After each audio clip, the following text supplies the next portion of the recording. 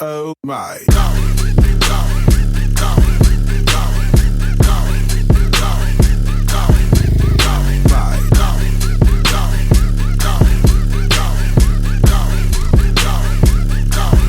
Oh my.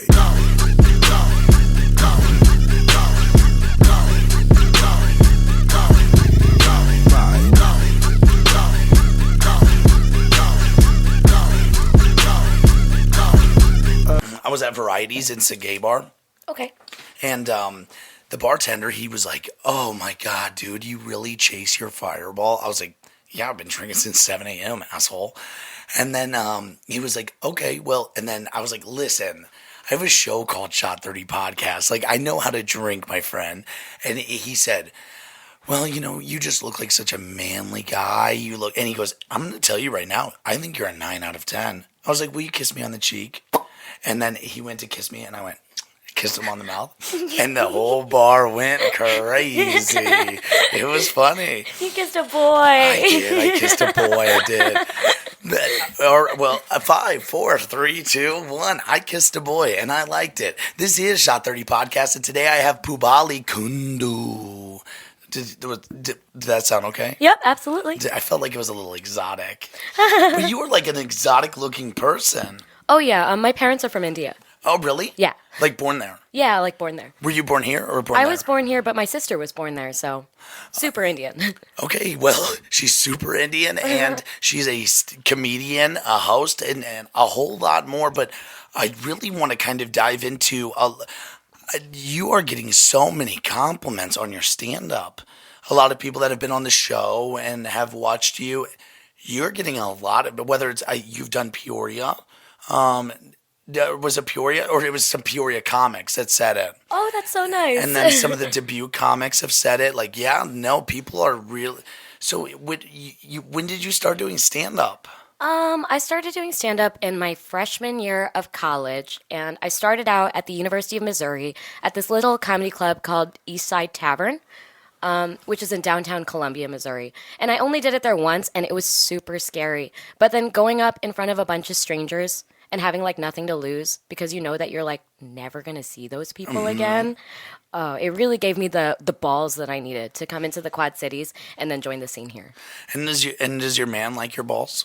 He loves my balls. He puts them in his mouth every night. Oh my God, that's good. You know, sometimes we need to reciprocate the ball love. You know, there's a shortage of ball love out there. So for you guys to do that, it's incredible. Absolutely, yeah. I mean, I think that putting someone's balls in your mouth is like so endearing, because it's kind of like when a dog play bites, you know? Yeah. It's a super fragile thing that you would never allow anyone to do. It's such a moment of vulnerability to put your balls in someone else's mouth. That's real love. And when I put people's balls in my mouth, you know, it's normally like, I don't know, I want to look like a bit of a chipmunk. And like, I love it having two balls on one side of my mouth. And then I'll sing, I want a shoe. That was so bad. My voice is so gone. But you know what I'm talking about. Yeah. But a Shot 30 Podcast is available on Apple Podcasts, Spotify, Stitcher, CastBox, YouTube, all those things. Please like, share, subscribe, tell your friend. I've been drinking for a while now, so you know, it's when we have a power outage and you plan for a podcast to be an hour before, so you're an hour ahead on the drinks. So you know, We're deep in there, huh? yeah, we're deep. We're balls deep, I would say. Balls deep. So now the Broken Saddle, that's your home club, correct? Uh-huh.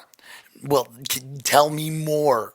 Tell me more about the Broken Saddle and you and your shows and everything. Oh man, this showcase has been going so well. We started it sometime in the summer, and we do them about once a month, and now there's an open mic too. But man, it's been so much fun, like getting to get together a bunch of comics. We have new comics on the stage almost every single month. Yes. And wow, the community's been so cool about it. The bar lets us do it for free. It's just so much fun. And I heard my buddy Austin Ingalls, I heard he got into a bit of a ruckus there the other day. Oh yeah, I heard about that too. But I wasn't there for that. Austin, you gotta keep your shit cool, buddy. He is the best. What a beautiful man too, man.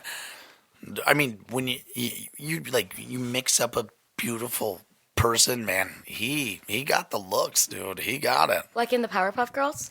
Yeah, yeah, you were so right. What was the monkey in the Powerpuff Girls called? Like that evil monkey? Do you know? Remember? Hobo Jojo? Oh, that is right. Wait, what is it? Mojo. Wait, was it Hobo Jojo? No, you're probably right, Jojo. Something like that. Yeah, I don't know. I'm not up to date. I know all the Teletubbies names. Really? You know all the Teletubbies names? Tinky, Winky, Dipsy, La La Po, and then Nunu was the vacuum cleaner that sucked up all the stuff, and then the Tubby Custard, yeah, all that. You know that the baby that was the son, she just had her 24th birthday or something like that. That's crazy. Older than me? Oh my, you're not 24 years old? I am 22 years old. Get the fuck out of here. You're gonna fucking own the world. Jesus. Look at, and you have a very I don't know, motivated mindset that it seems like going through your page. You don't think you do? I could lay in bed all day, and everybody else works a lot harder than me. And it's been so long since I've had a job or done anything that's really important. You shut the fuck up. That is don't. But you know what? Sometimes like I'm a guy who lays in bed, but I'm also a guy like I can spend the whole day in bed and then go. I don't like 3, 4, 5, 6 days of barely even getting sleep because it's just so busy. You really you think you're a lazy person? Extra lazy. Oh my God. And you mean it. When you look and say that, you mean it. That's so funny. I would never take it. So, with stand-up, with doing the stand-up, making your jokes and everything, what's your motivation behind that? Oh, man. I like to say that my motivation is to make people laugh, but behind it all, it's to make people like me. Are you serious? Yeah. Whoa, that's crazy.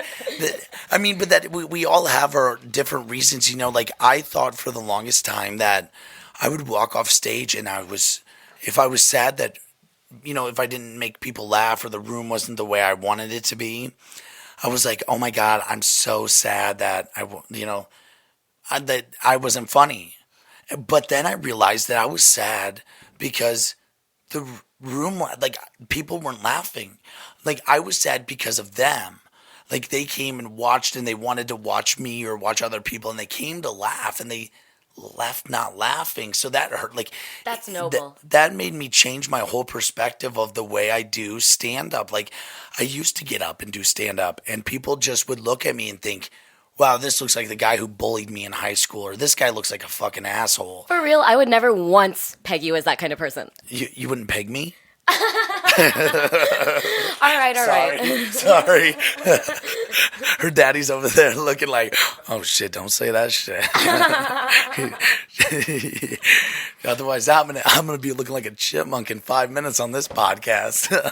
Oh man. But no, but that was the way it started for a long time. It was people just thought that I looked like an asshole. And so I knew that my stand-up, I had to adjust to the way that the crowd perceived me. So I do this kind of slow play thing where, what is this guy? I've went to drag shows and burlesque shows, and it's been the same kind of reaction towards me. Like I've had... we went to a Viva La Diva show in, I think it was Cedar Rapids. And I was there, I was giving everybody money. I was like trying to give everybody love. And they're like, you don't belong here. I was like, why don't I belong here?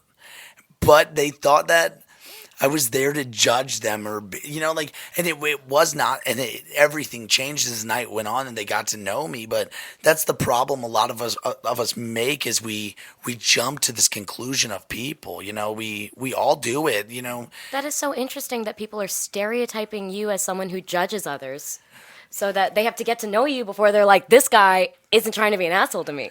Just right off the bat. But when you think about it though, I can recognize why they would do it because, they spend a gay person, some of my most beautiful best friends in the world are gay. And so I've really dove down into what it was like for them, and it wasn't the most pleasant. It wasn't pleasant being one of 2 gay kids in a school or one of 2 black kids in a school.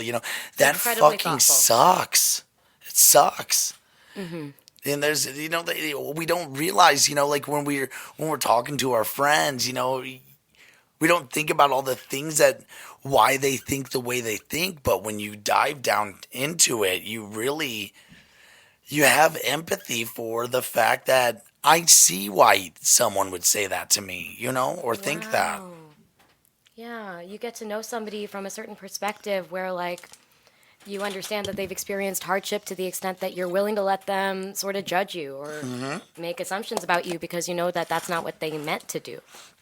You know what? You have an incredible voice. Why do you not have your own podcast? You're a really good speaker. I'm serious. Like you have, I can tell you have a great voice. You're beautiful, but I can also tell you, I could pick your laugh out of a million human beings. Yeah, it happens every single time. Get some more drinks in me. It gets ugly. But it's so much. It's so much fun to like. You already have a full. We're like. I mean, I've talked to you and met you and said hi and watched you like. But now this is the first time we ever get to like have a full conversation, and there's no phones. There's no nothing else. We're just, as you would say, balls deep in conversation. Yeah, right, for real. We got a mouthful of balls in conversation. Shooting the shit, talking about balls and the Powerpuff Girls and gay people and like. So, when it comes to you doing stand-up, did you do theater? Did you do anything like that beforehand? Like, because it's when somebody walks up on fucking stage, especially to do stand-up, oh my God, it is scary as fuck. Oh, yeah, absolutely. I did 4 years of speech team in high school. I also did theater and stuff. And I was always like within my shell. And I embarrassed myself millions of times to the extent that I'm like not even afraid of it anymore.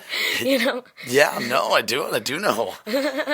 But do you in some weird way, do you get a high off of like when you don't do well? Oh, yeah, absolutely. It's like a weird sort of fever high, you know what I mean? And it lasts forever. You're so right. It's like that itch makes you want to like do better. Yeah. And so you keep thinking about how much you sucked tonight. And so like, how often are you doing stand-up? Man, it depends on the time of the year. On the best months, it's probably like once every week and a half or so. And on the worst months, it's like once a month. When like even once a month, like I feel like the podcast made me better at stand-up. Like it was the more and more I did this, even when I did solo episodes during COVID and whatnot, everything, like I'm still, even though I know I'm being me, in some sort of way, I'm still performing for people that are watching. We have thousands of listeners on the podcast apps. We get a couple hundred on YouTube. But Is that true? Yeah. Wow. Yeah. Congratulations. Well, we were actually the #1 comedy podcast in the Philippines and the Bahamas for almost a year straight. That is so interesting. How did that happen? Well, I think what ruined it was so we were the #1 podcast in the Philippines in comedy interviews. And I said, who are those weirdos that eat turtles, like suck turtles out of the shell? And then somebody said, the Philippines. And it was, so I did an apology episode, but it didn't fix things. Of course it didn't. That's so funny. All those listeners were on the way out the door already. Yeah. Oh, man. In India, it's like this thing. 2 most distinguished people at the table get to have an eye because there's only 2 of them. And you might be someone who doesn't want the eye, but then when everybody's like, this is for you because you're a special person, you for sure have to eat that shit anyway. And you put it in your mouth, it kind of pops. It's like liquid in the middle. Man, I don't know if anybody's ever eaten an eyeball. But you sure have. It's crazy. I've never eaten an eyeball, but we do all the challenges. We've done, actually, we've had the Carolina Reaper, the One Chip Challenge. We've had Mad Dog 357, the Bombi on Insanity. We've done all the challenges on here. I had a scorpion on here. Oh, it was terrible. Wait, it was dead though, right? Yeah, it was dead. It was dead. I didn't eat a live scorpion. Okay. Wow. Did it still have like the stinger and stuff on it? I don't think so, but it was hairy. That was the problem. What? Scorpions have hair? Yeah, they have a lot They're of hair. not just like smooth and shell? No. It's like, so like when I put the butt of it, I would call it the butt, the rump. The rump. I put the rump in my mouth and it was so airy, like filled with air. Like it was like kind of like a beautiful croissant. And like but it pops. But it pops into flakes. Yeah, it's kind of like if you were to put a dip in for chewing tobacco, not a dick, but a dip. And it like if you were like, hey, I don't want to pack this at all. Let me just like let it roam around my whole mouth, all these like little flakes. That's kind of what it was like, and it was terrible. It was fucking terrible. Man. And I felt like the scorpion kept moving when I ate it. And I don't know, maybe my brain was just doing some mental health shit, but yeah, but when you eat something crazy like that, it feels like it's moving. So I want to propose to you. Well, I mean, not with a ring, but with us eating eyeballs on this podcast. If you're in. All right, I'm down. I'll do anything. I'll eat anything to be on this show. Okay, so what we're going to do is we're going to do eyeballs, and then we're going to back it up. I'm going to order a testicle. Some sort of animal testicle. Do you have any recommendations? He's so out of this podcast. He's like, fuck you guys right now. This is I better bleep that word, though. I've Bleep always, that. yeah, that doesn't, it is bad to say the R no word. Yeah, the R word is not good. Not in today's world. No. Have you got any backlash from any stand-up that you've done? Oh, yes. Okay. So give it to me. You're nervous about I've done some questionable things to appeal to the audience. Yes. You know what I mean? I have found myself sometimes even putting down other women, doing things that I don't believe in just because I want to be funny. You know what I mean? Playing into, like, one time I made a joke about disabled people, and I don't ever want to do that joke again, but I have a recorded set of it, and for some reason other people seem to really love that one. And I hate telling that joke. I hate telling that joke because it's just not the right thing to do. But also it's like, because of the shock value, other people are like, you know? Well, you know, like that isn't and even when you said that, I could see your lips were like shaking a little bit because you hated that so much. But I don't know. I don't think that is necessarily a bad thing. You know, we go out there to make jokes. We don't go out there to tell our life story. We don't go out there to tell people who we exactly are. You know, like we'll say stuff that. I don't know. We'll say anything. We'll say anything to get those fucking laughs, Exactly. man. We just want people to laugh, you know, and it doesn't represent who we are. And that's what's missed in comedy. That is the misfire, I guess we'd say, is the fact that people think, oh, cancel this person. Dave Chappelle. You know, Dave Chappelle's. I don't know if you saw his recent special, but like. The fact that he brings so much light and love to the transgender community in his set, and people take it as him shaming them. Absolutely, yeah, sure. It blows my mind because I look at his set as he continually says, "I love this woman. I love this woman," and I'm gonna but then he turns it to a joke where it was like, I love this woman, and I can't, you know, and after she died, she had a son, and I can't wait to tell her, your father was a great woman, you know, like, but like, it's a joke, you know, and when you, and what I already know about Dave Chappelle is that he loved that woman. You know, like he loved that person. And whether it was a man or a woman, it didn't affect him. He's just making a joke and wants to bring light onto this subject, and people we live in this crazy world full of jump, say something, type it, you know. People are so concerned about the technicalities of language that they're willing to overlook actual love for someone else. I actually think what you said first is honestly maybe the smartest thing. When you said confused and then you stopped it, I do think people are confused. Sure. It's because they want to think that it's only one thing or another. They're not really sure what somebody means, or they are so deep. It's kind of like Trump and Biden. I don't do any politics. I don't give a flying fuck about politics. But what I can tell you is, why do we live and die on one side or the other? Like, come on, you are your own person. and you have Absolutely. all this world of thoughts.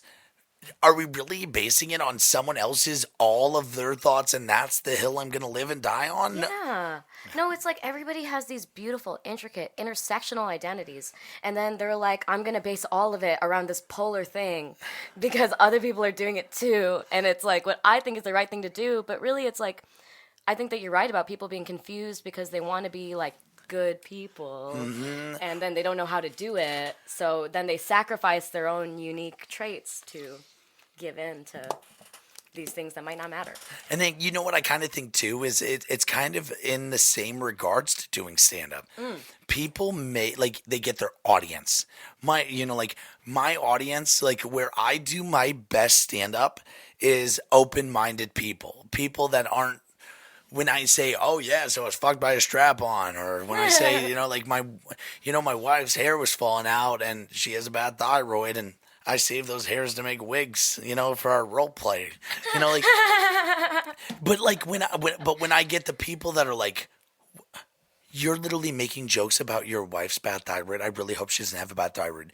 And the reason I'm making that joke is because my wife does have a bad thyroid. Can you imagine making that joke and she didn't? Wouldn't that be fucked up? Yeah, exactly. Like what the realest thing I've ever heard is people that with stand-up comedy, I don't care if we're talking Quad Cities. I don't care if we're talking the biggest comedians in the world. One of the realest things I ever heard was the best stand-up you'll ever hear is people that have been through shit. And those people that recognize that they've been through, whether it's an adoption, whether it was being molested, whether it was, their parents dying in a car, like, those people, they like, is the word resonate? Like, Sure. so much pure, like, the comedy in Broken is so much funnier than the comedy in Fake. Yeah, it seems genuine and sincere. And we were talking about this thing earlier about how the jokes that you make as a comedian aren't reflective of your character or even your person, you know what I mean? But then, like, I personally also relate to that idea that my favorite comedians, the best comedians in my opinion, are the ones that can be genuine about their vulnerabilities. You know what I mean? And that's super reflective of their characters. And I really hope that someday I can be the sort of comedian that just doesn't like tell jokes about my like the last shit I took or my pussy or like, and I can like talk about some shit that actually matters to me. Well, I think that too is and please don't, if I say anything that's overstepping a boundary here, Never. I think that with a lot of female comedians, they want to get, like, a female comedian wants to be, accept me. Yes. I know I'm in a room full of dudes. Accept me because I want to make these jokes that are what you guys think is funny, but you want to be yourself. You want to be yourself. And that's kind of the way I felt when I started doing stand-up. That's the meat of it. That is so true. But like the same thing goes for in the we'll just go with the Quad Cities. A black guy walking up on stage when it's 14 white comics and one black comic. That black comic wants to make. He just wants to be just a comic. He doesn't want to be the one black comic. The Yes. gay comic doesn't want to be the one gay comic. Yeah. And the woman comic doesn't want to be the one woman comic. Yeah. But at the same time, like, you got to play into that shit because, like, and it's so weird because, like, women comics are in such low supply but high demand that, like, I get offered a lot more gigs than I deserve, honestly. Other people are so funny and they don't get the opportunities I do solely because somebody's like, I want to put a woman on the ticket. You know what I mean? And then I feel like I got to go up on the stage and then sell out about my womanhood and talk about like my genitals and like all these things that women aren't supposed to talk about because like I'm typecasting myself into that sort of female comic. I'm being the female comic, like you're being the gay comic or the black comic or like because I'm that extra person. We're deep. Yeah. As we would say, balls deep. Balls deep. But this is crazy. This is such a cool conversation, because like when I talk to Leslie Mitchell, yeah, and so Leslie, me and her, Leslie has not only become one of my most beautiful friends. Honestly, sorry, Leslie. Because I know you're listening right now. Leslie, you kind of like my mom. Like, you're the mom that I wish I had. Like Leslie talks to me in a way that is so mommy. It's like I'm gonna tell you shut the fuck up, or I'm gonna tell you Right. do this or do that. Like I'm trying to help you, but I'm gonna be a bit of an asshole. And I love She is great at that tough love. and she is so funny. Like I think Leslie Mitchell is, like it's the thing that I said when she was on the podcast. I was like, Leslie, you're not girl funny. You're not. Yeah. You're just my type of funny. I think Ali Wong is one of my favorite comedians, and every time I say that, people are like, "Really?" And I'm like, "Dude, Ali Wong's jokes, like when she talks about being rich and her husband not having a job, and she's like, "You don't like free money." It's brilliant. That was beautiful. You're right. It's those type of jokes that are like pure brilliance. I think Whitney Cummings is funny. I think that the sex doll, when she did her special about the sex doll, she was so far outside of the box thinking with that, and then she had the replica of her made, and I was like, Whitney Cummings is trying to do something different. I think Amy Schumer, you fucking suck because you're just doing that role. You're just being that. But, dude, the second you step outside of that box, and that's, even comics that come up on stage, it doesn't matter. Anything, any person. I look for just an original person. And when that comes, I just think it's brilliant. I think it's beautiful and brilliant. I really do. I think it's artwork. Absolutely. I look up to Leslie Mitchell and Jen Kuhl immensely for that, and I know that they've put in their years, that they've put in the work, and I wish that I could see what it was like when they were just starting up, like the way that I am now. And I think about the way that it's going to be in 20 years, in 15 years, if I've been in the scene for that long, And I really hope that I can get to that place where it's like, this isn't like a girl joke. You aren't like a girl comedian. You're somebody with like a unique perspective that I've never seen before. And it's powerful and original and funny. I can't wait to be in those shoes. And I look up to them so much for that. And I totally agree about that tough love stuff, too. I have also received that from Leslie, but I wouldn't say that I look at her as a mom for that. I almost look at her as, like, the older sister I never had. Like, my older sister is too nice to me, you know what I mean? But Leslie, when she talks to me, she gives me challenging sort of critiques and also compliments that push me beyond my boundaries. And I respect her so much for that. Oh, my God, that's beautiful. That it really is, man, we're balls deep. We're balls deep. I kind of think about that, and I look at that as the same way as my wife has lost 85 pounds. She joined a burlesque group. Yeah. 85 pounds? Yeah, look at her. She just got in a magazine. It's right there. Yep, on that picture right there on the right behind the 24. How tall is she? 5'4"-ish. 85 pounds? She lost 85 pounds in like 8 months. She joined a burlesque troupe, and this woman, Mary Quite Contrary, House of Burlesque, oh my God, she has just been so much the epitome of love. Like everything, every time. She's actually walking, and you're going to get to meet her. Oh. Yeah, she's coming going to be here at like 11:15, so yeah, in 3 minutes. Neat. But her and her wife are here, and I love that woman so much. She has this big, beautiful red hair, and she's a queen. She's a crown, so I got her tattooed on me. You got that tattoo for her? I got it. I honestly, I got it more because of what she did for my wife and that confidence that she brought to my wife and that empowerment. We talk about girl power, like empower women. Yes. And it's so true because when you empower a woman, not only does that man that is with that woman feel empowered, together you guys feel like you can take on the whole world. Oh my God. And that's the way my wife makes me feel. Like she is beautiful and brilliant, and you know what, like I'll walk off the stage and I'll look at her, like if I'm doing stand up and I'm like, "Did I suck?" And she goes, "You suck." And like that's what I need to hear though. And so when she did her burlesque debut, I'm sure you've probably seen me in my fucking skimpy ass weird outfit doing burlesque. But I wanted to kind of pay tribute when I did a stand up set. And then after I was done, it was for a burlesque show. And I wrote my whole set for the burlesque show. I wanted it to attract and appeal and be sexy to that crowd. To be tailored around that audience. Yes, because I know that I've seen this done before. I've seen stand-up at a burlesque show, and it Yep. fucking bombs, Like, you don't go talking about, like you're fucking your dog. I don't know. Don't go talk. When you're doing a burlesque show, talk about what that crowd wants to hear. Yes.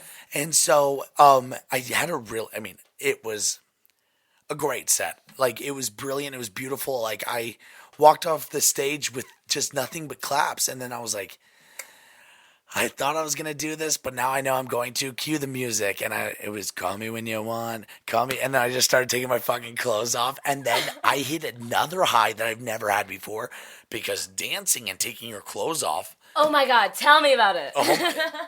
It was incredible. Isn't that the best? Have you ever danced and taken your clothes off? Just barely. I mean, like, I don't know. I've taken my clothes off many times in my life for multiple reasons. But the other night, I was at this bar in Normal, Illinois called Six Strings. It's a karaoke bar. And I was singing Fly Me to the Moon. And I never get to go on stage there because, like, hundreds of people show up to do karaoke there. It takes hours to get on the list. My friends are always dipping off to another bar after I sign up. So I never get to go up. But I convinced the karaoke guy, I was like, listen, I've been waiting to get on the stage for so long. You know what I mean? I'm going to bet you have a fucking incredible singing voice, don't you? It's only all right. But I went up there and I started singing Fly Me to the Moon. And I got up on the stage. I was like, how's everybody doing tonight? And I took my sweater off all slow. I got on my knees and I was looking at people in the audience. I was like, that's a nice time, mister. Having so much fun up there. I knew it. I already looked at your hunk of man meat, and he already said you have an incredible voice. So, well, the thing that you need to know is the Neubert household is the kingdom of karaoke. So when we have our parties, we have huge parties here. Like, there will be 20, 30, 40 people. And it gets crazy. But we have one guy who comes in. He was on The Voice. His name is Kerry Cortez. He's one of my best friends, and he is beautiful and brilliant, and he's got this magical voice. And why don't you sing with him? Man, that is so wholesome. I would fucking love to sing with someone who is on The Voice. Look at this stuff. Isn't it neat? I don't know. That's just the song I just decided to sing. I don't want to get taken down on YouTube. I'll take that out. I'm the guy who edits it, so I don't know why I'm telling myself to take it out. I was just thinking that. Yeah, I'm just an idiot. That was lovely. So what is okay? So you don't have a day job? No, I do not. I'm a college student, and I'm about to be an elementary school teacher. Is what I'm about to be. Oh no, you're gonna turn into a Chris Schlichtling. I can't ever get his last name right. Schlichting. Yeah, I can't ever do it. Every single time I've ever said it, Schlichtling. Yeah. Sounds like I'm sucking his dick while I'm saying it. Chris Schlichtling. Yeah. No, but so, oh my gosh, you are very interesting though. That is, what a curveball in left field, so you want to do stand up right now. You're at home just doing what? What do you do during the day? Man, it's that's been my so dream. intense. I go to the university. I go to Illinois State University in Normal, Illinois. Mm-hmm. I've been there all semester. I've been in a third grade classroom. Wait, where do you live? So I come back and forth between Normal, Illinois, and here. My parents live in Coal Valley, so this is my hometown. But I have an apartment on campus and stuff too. So I'm a college student, and I'm going to be graduating in the spring. So I'm just about finished. I'm in the second half of my senior year, and afterwards I'm going to walk into some classroom with 25 children, and I'm going to do everything I can to give them the education that they deserve in the ways that I feel like I never received. And you just dropped the mic on that.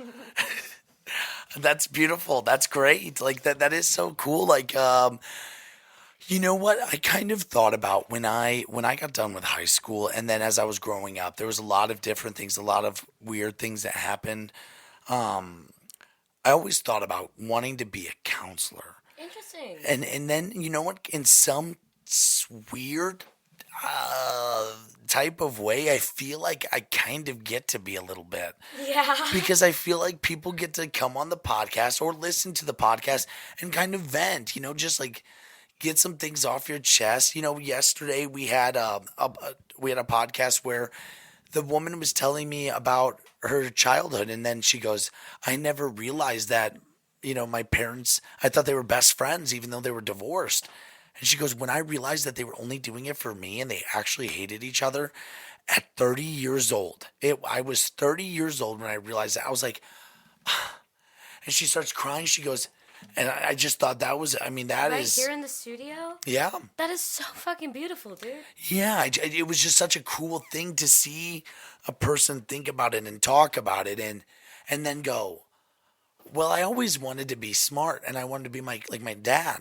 My dad was a professor, so I'd listen to his lectures. But I always wanted to be like an independent person, like my mom. And then she kept going and going, and I just loved it. I loved it so much.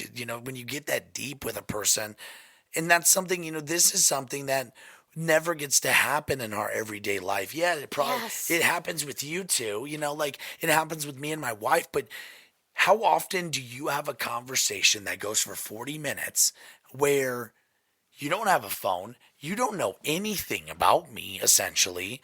I know enough about you because I've messaged people and I've went through your Facebook page, but we're sitting here and you can say anything that I could disagree with, but I take disagreements and I like that, Right. Todd Wilhite was on the podcast and we argued for a fucking hour and 40 minutes. Really? We argued the whole time, but it was such a good disagreement. It's That's because awesome. his perspective of comedy is if I do stand up for 10 years and I'm good at it and people think I'm funny, well then I make it. Yeah? But that's not the world we live in anymore. That's not how you see it. He hates the fact. Oh, yeah, absolutely. But he hates the fact that people on TikTok can post a video of them lip syncing and then be famous. Overnight. Yeah. You're like, I put in 10 years in this shit. I've harnessed my craft. But you're right. And that's what I was telling him. I was like, but Todd, you have to open your eyes. This is, if this is what people want and they don't want that old style, then that's what they want. I'm a real realist. I really look at everything in the realist type of way. Do you think that those overnight TikTok comedians have it in them to have that sustainability that Todd has in his 10 years in his career, though? You know what I mean? Putting in the years still means something. Just because somebody becomes famous overnight doesn't mean that they're necessarily better at the craft than you. It just means that a bunch of people like them right then. Yep. But people's attention, it's just so fleeting, You're very smart. You're very smart. For a fucking 22-year-old college student, you're pretty fucking smart. I agree with both sides. I've been on both sides of the spectrum. When the Speakeasy, that comedy competition was such a high for me. Congratulations, dude. Thank you. Oh my God, it was so great to see you compete in that. Oh my gosh. And honestly, when I watched the video back and hearing you laugh, I could hear your laugh from a million miles away. I bet you could. It was so fucking funny, dude. But that is such a that is such a high for me. And then when so our TikTok went mega viral. We got 80 million views in a month. 80 million? Yeah, it went way crazy.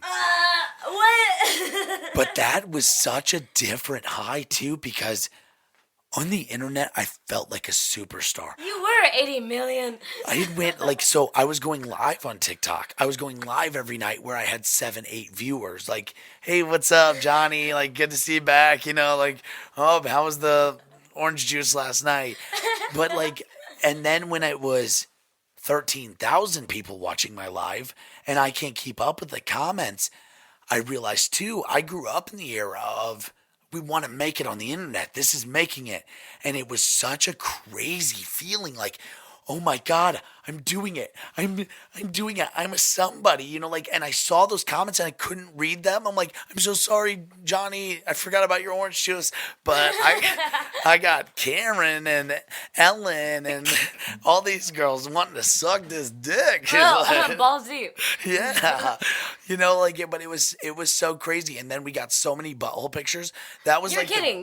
Did you ask for them? no, that was like our number one thing, guys. It wasn't even girl buttholes. It was all guy buttholes. So, you know, like when our shit went big, like it was just No, wait, but like you didn't ask for butthole pictures? No, we just got a lot of You butt. just got some? Do you? How did they coordinate this? Do you normally ask for butthole pictures? Well, I mean, I feel like if a bunch of people send them to me, then I must have asked for them. No, I didn't ask for buttholes. I'd rather see wieners. Like, show me something. Show me something to work with, Daddy. You'd rather see a wiener than a butthole? Yes, because buttholes are dirty, poopy, and hairy. You know, these guys that are sending me butthole pictures are not doing any maintenance down there. Man, I would rather see buttholes than wieners just because, like, I want to feel normal. That's not normal. That's Buttholes not aren't normal. normal. That's not normal. It's not normal. I'd rather see feet than maybe either of them. But, dude, Oh, there's... so you're a foot guy, huh? Well, I don't know if I'm necessarily like a hardcore foot guy. But you like them though. Well, like I'll grab a pair of feet Okay, and okay, I'll okay. put them in a sock. So what's it for you? Do you like them dirty or you like them clean? Oh, I know. I'm a gag. Oh, like I gag when if somebody farts. Like if you were either you were to fart in this room right now, I just go. "Ugh." I already did. Yeah, but if I heard it and then smelled it, Yeah. like I mean, I would be horrified. You know, like that's just the way I work. You know, like I'll Sure. smell something stinky. Like sometimes, like shrimp. If you put shrimp in a Tupperware, don't do it because it is fucking terrible. When you open that up, I'll be Febrezing. okay. I'll Febreze up my own nostrils. So what I'll you're pour saying is- Scentsy wax up my nose holes. Yeah, like hot wax. Like just coat me. And then I'll pull it up. I watched a couple of guys get their balls waxed the other day. Oh, why did you do that? It's because it was on the show Gigolos that I've been watching on Showtime. Great Okay. show. A lot of wieners. If any of you lady listeners out there like wieners or men listeners like wieners, Gigolos on Showtime. There's 6 seasons of it, 8 episodes per season. It's about 5 men pursuing a career as being a gigolo, and it's actually pretty fucking good. Even though this one guy wants to be a rapper on there and he fucking sucks. I feel like we could kill it. I think we should maybe make a rap video. I would love to do that. People are like, you talk so fast. This is what you're destined to do. But I have no sense of rhythm. Okay, wait. Okay, let's do this. I'm sorry you're not gonna hear this, but all right, here we go. Wait.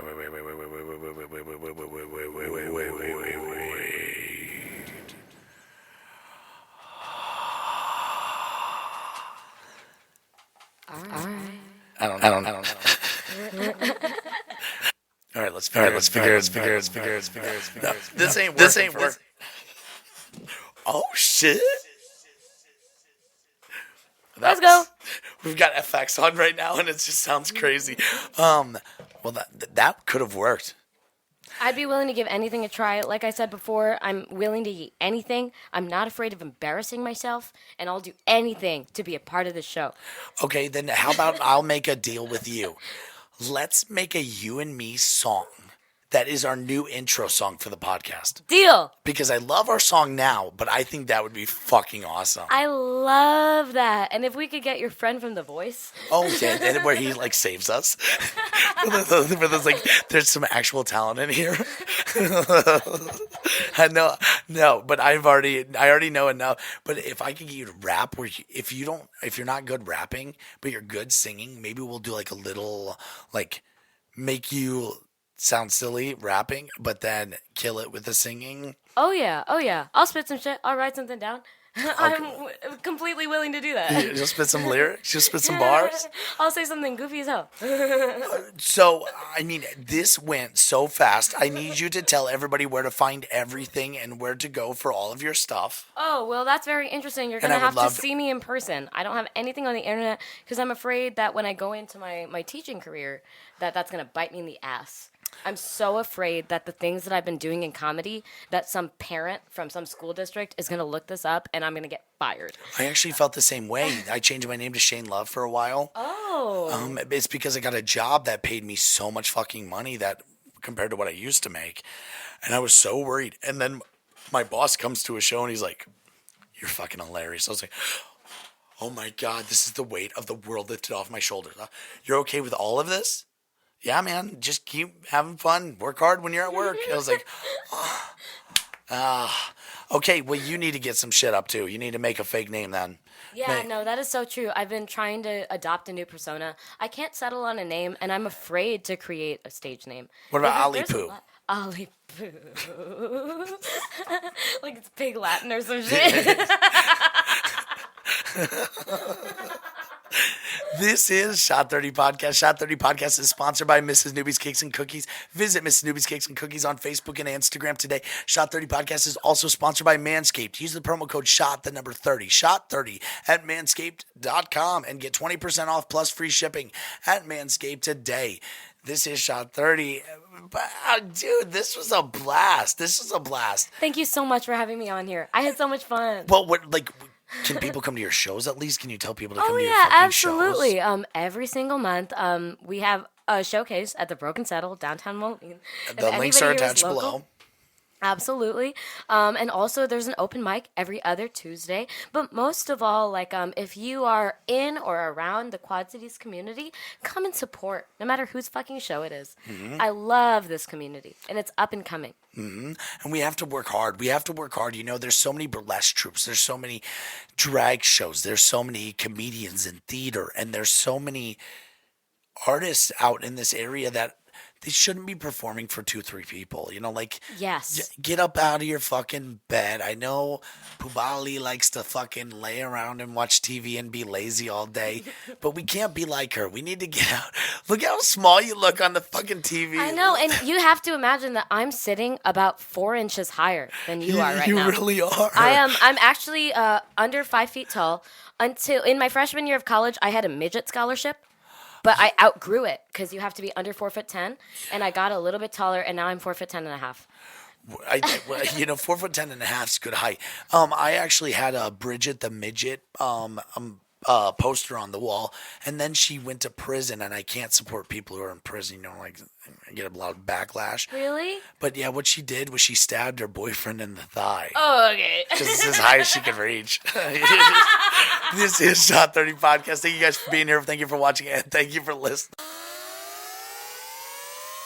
Oh my.